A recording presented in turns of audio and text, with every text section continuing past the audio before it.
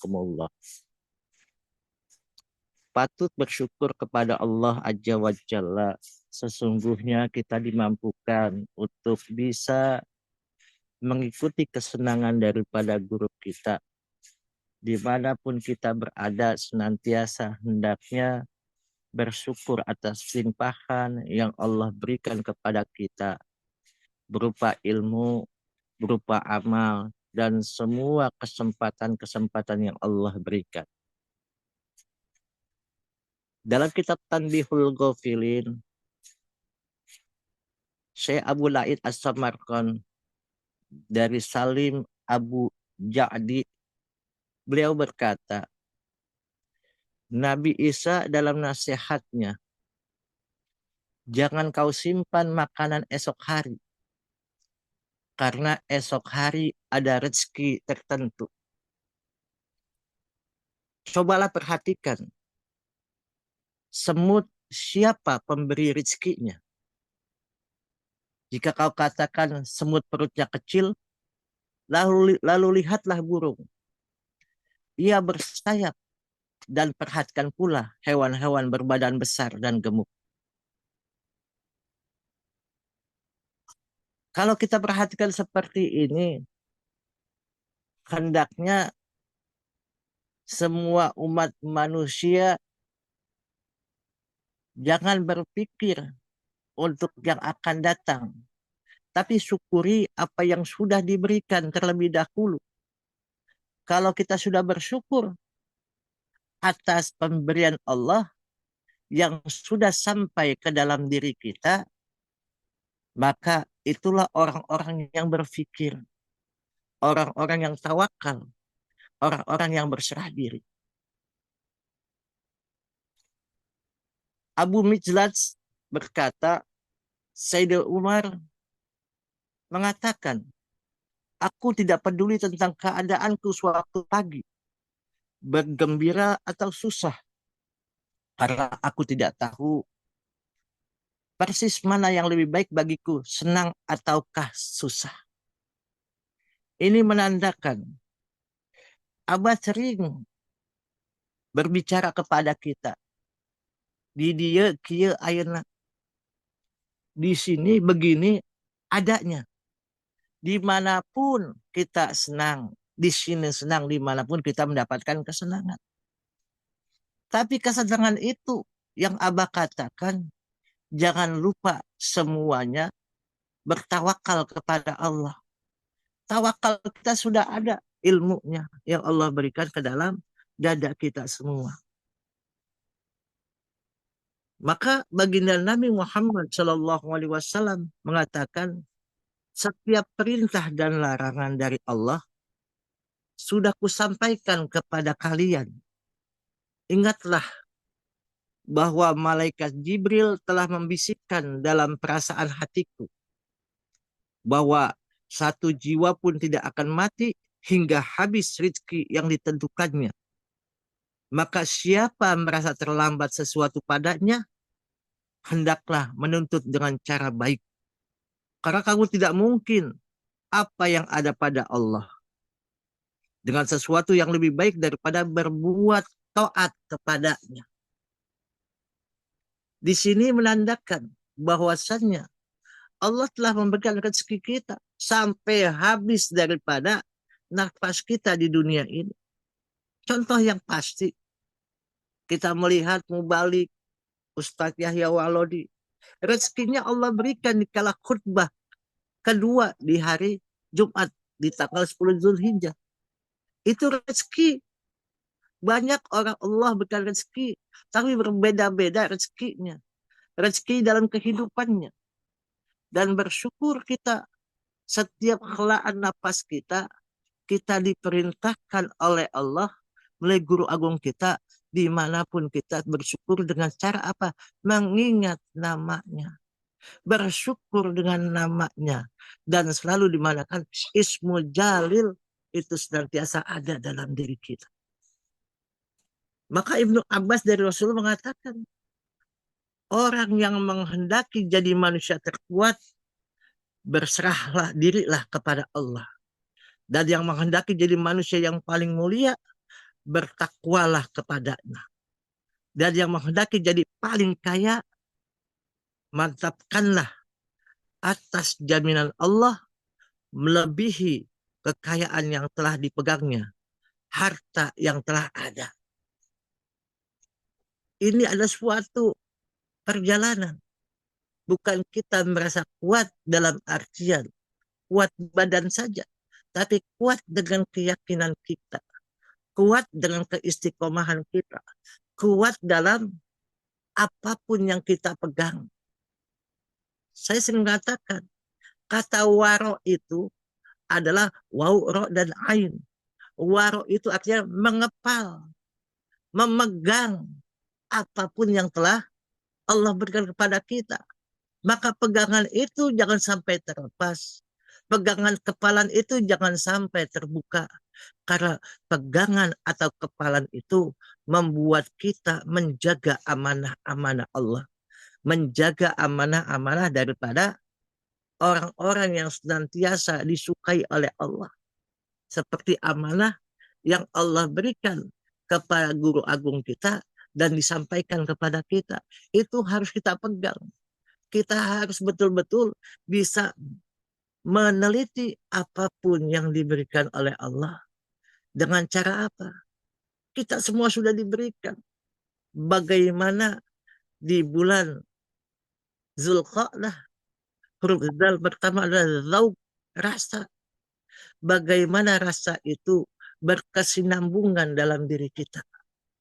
Jangan mengatakan sesuatu yang baik, tapi belum tentu baik untuk orang lain. Begitu pula tidak baik untuk orang lain, baik untuk diri kita. Tapi bagaimana menyatakan sesuatu, berbuat dengan sesuatu yang kita lakukan, baik menurut pandangan Allah, baik menurut pandangan guru kita. Maka Nabi Daud alaihissalam kepada putranya Sulaiman, beliau memberi nasihat, hai putraku, bukti takwa seseorang ada 3, yaitu yang pertama, bertawakal secara baik dalam menempuh sesuatu yang belum tercapai. Seorang penzikir dalam kitab Miftahus Sudur, mereka yang berzikir ada himmatul aliyah, cita-cita yang tinggi. Maka sahabat Anda mengatakan, seseorang penzikir, mereka yang sudah mendapatkan talqin zikir, mempunyai cita-cita yang mulia, cita-cita yang tinggi. Agar apa? Mereka bisa bersama, disamakan dengan orang-orang soleh yang senantiasa bisa mengingatnya dimanapun itu berada. Maka bertawakal secara baik, secara konsisten, secara istiqomah dalam menempuh sesuatu ada yang belum tercapai. Contoh banyak profesor di sini. Ada Profesor Kiai Subandi, Profesor Adi Sunarjo, Profesor Kiai Haji Rahmat Hidayat hadir di tempat ini. Mereka apa? Mengejar cita-citanya itu konsisten. Mereka pakai sistematis dengan nama cara supaya mereka menggapai semua yang akan dicapai dengan cara A, B, C, D, dengan cara bagaimana kita melakukan dari awal hingga akhir runtun supaya tercapai apa yang dicita-citakan. Begitu pula para penzikir, bagaimana mencapai hasil, yaitu wa'atini ma'aka abada, maka semua perbuatannya, semua kegiatannya, semua amalnya, itu dengan tujuan ilahi anta maksudi. Tujuannya karena Allah. Semuanya karena Allah. Maka mereka akan mendapatkan poin tertinggi, yaitu wa'atini ma'aka abada. Yang kedua, bagaimana cara bertawakal yang disampaikan Nabi Daud kepada Nabi Sulaiman alaihissalam. Lega hati terhadap apa yang telah terlaksana terjadi pada dirinya. Maksudnya, lega hati itu jembar. jembar menerima kodok dan kodar dari Allah Azza wa Jalla. Baik berupa namanya kesenangan, baik berupa kesedihan, baik berupa pencapaian yang luar biasa, atau tidak mendapatkan pencapaian yang dia inginkan.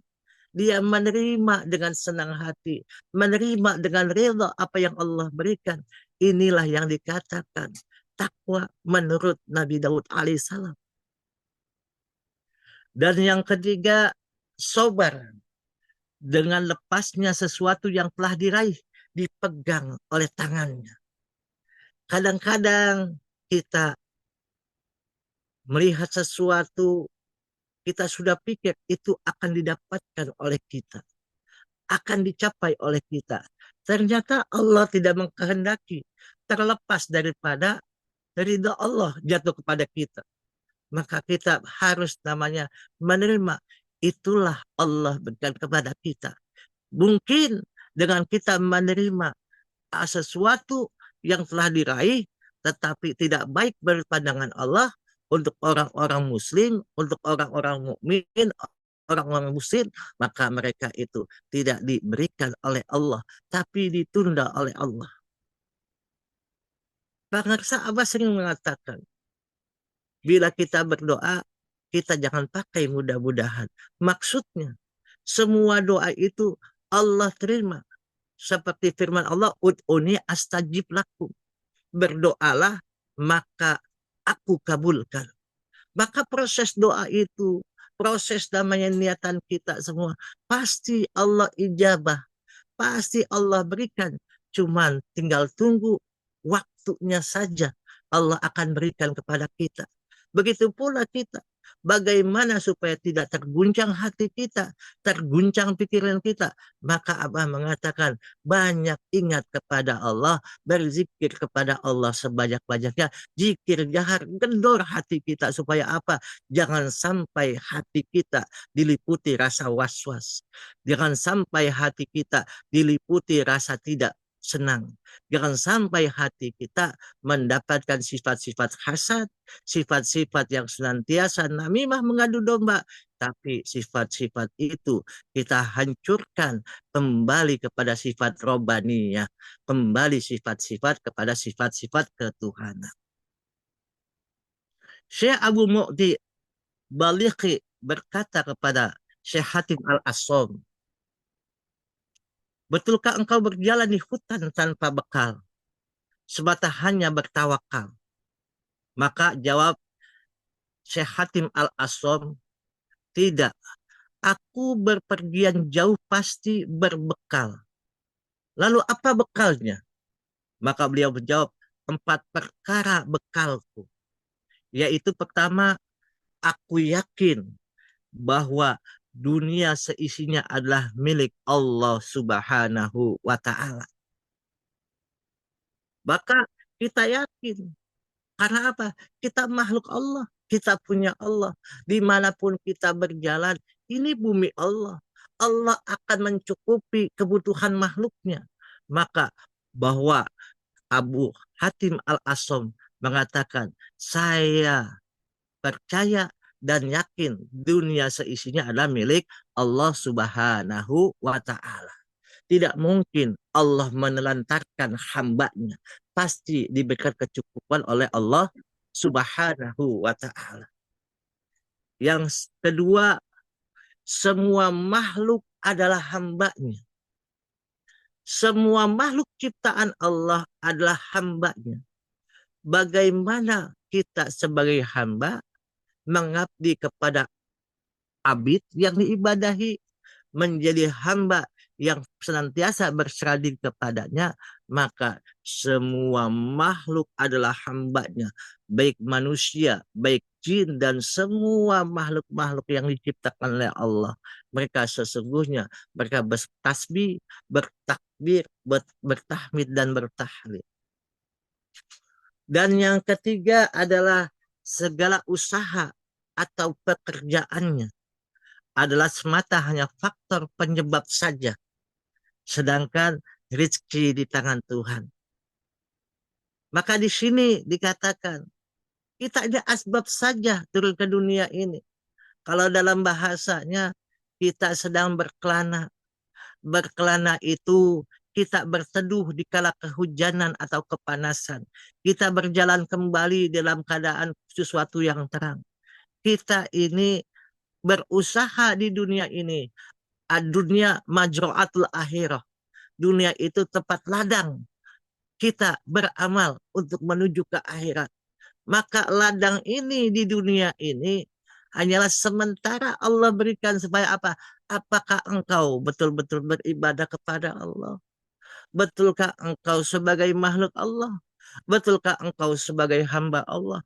Maka di sini usaha pekerjaan kita, baik mereka menjadi rektor, baik mereka menjadi dosen, baik mereka menjadi guru besar, baik mereka menjadi petani, baik mereka menjadi kuli, mereka itu hanya wasilah, wasilah saja. Tapi faktor yang menyebabkan saja, sedangkan rezeki ketentuan sudah ditentukan oleh Allah. Maka jangan heran bila ada yang lulusan SD menjadi pengusaha. Ada yang namanya lulusan S2, S3 banyak pengangguran. Itu karena apa? Rizki sudah ditentukan oleh Allah, sudah terukur oleh Allah, diukur dengan namanya bagaimana manusia itu mensyukurinya. Dan yang keempat, kata Syekh Hatim Al-Asam mengatakan, dan aku yakin bahwa ketentuannya pasti berlaku bagi setiap makhluk. Maka di zaman ajali pun kita sudah tahu ketentuan kita. Di Lauh Mahfuz sudah tertulis ketentuan kita. Si A akan seperti ini, si B akan seperti ini, si C akan seperti ini. Sudah ditentukan oleh Allah. Tinggal kita tahu kadarnya saja. Tinggal kita tahu bahwasanya kita sedang menjalankannya saja. Maka oleh Syekh Abdul Muti mengatakan, itulah bekal yang paling baik. Bekal yang paling baik yaitu bekal takwa kepada Allah. Apa itu takwa? Berserah diri kepada Allah. Apa kalimat takwa? Kalimat la ilaha illallah. Karena bekalmu itu sanggup menempuh perjalanan yang sangat jauh, yakni akhirat, maka tiada artinya jika hanya perjalanan di atas bumi, yaitu di atas dunia yang fana ini. Maka kita bersama di sini bagaimana perjalanan di dunia ini untuk menuju akhirat ini dengan kita mengamalkan amaliyah yang telah diberikan oleh guru kita, zikir jahar, zikir khafi, yang senantiasa kita bisa terbawa sampai ke hadapan Allah Subhanahu wa taala. Dan yang terakhir, Syekh Syakik dalam nasihatnya, camkan dan peliharalah 3 perkara. Yang pertama adalah berbaktilah kepada Allah, pasti Dia mengokohkan kamu. Yang kedua, tentang perangilah musuhnya, pasti Allah membantu kamu. Dan yang ketiga, yakinlah dengan mantap atas janji-janjinya, pasti Dia mendatangkan kepadamu segala kebutuhanmu. Semoga Allah berkahi semuanya, segalanya, selamanya. Allah berikan kepada kita kejembaran rohmaninya. Allah berikan kepada kita ketulusan, keikhlasan dalam segala perbuatan kita. Allah berikan kepada kita semua hati yang senantiasa rindu bersama dengan orang-orang yang sudah bersama dengan Allah. Wallahul muwafiq ila aqwamit thoriq. Assalamualaikum warahmatullahi wabarakatuh. Waalaikumsalam warahmatullahi wabarakatuh. Allahumma